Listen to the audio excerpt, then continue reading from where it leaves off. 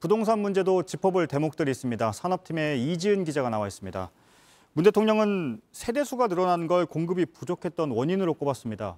맞습니까? 네, 그렇게 보기는 어려울 것 같습니다. 이 늘어난 61만 세대 중에서 상당수가 1인 가구입니다. 이 전세난의 중심에 있는 계층이 아닙니다. 이 전세난을 겪는 핵심은 아파트에 살고 싶어 하는 3, 4인 가구가 대부분입니다. 하지만 1인 가구는 아파트보다는 작은 원룸이나 오피스텔에 많이 삽니다. 그렇기 때문에 1인 가구가 늘어서 3, 4인 가구가 원하는 아파트가 부족해졌다. 이렇게 연결하기는 쉽지 않아 보입니다.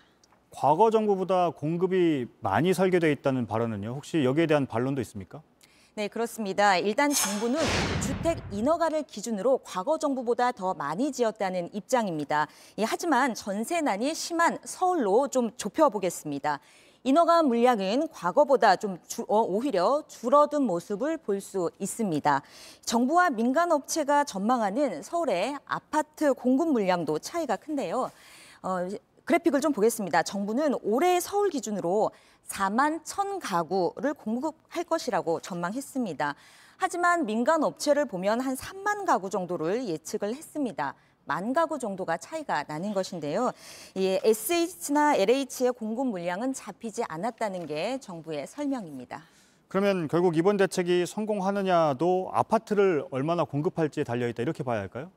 네, 그렇습니다. 정부가 일단 추진하고 있는 것은 역세권 고밀 개발입니다. 예. 변창흠 국토부 장관이 서울 시내 307개 지하철역 주변은 모두 잠재 대상이다 이렇게 이야기를 한 바 있습니다. 그리고 오늘 문재인 대통령이 언급한 신규 택지 개발이 어떤 형태가 될지도 관심사입니다. 다만 지금까지 정부의 공급 대책을 돌아보면 과연 아파트를 많이 지을 수 있겠느냐 이렇게 회의적인 시각도 있습니다.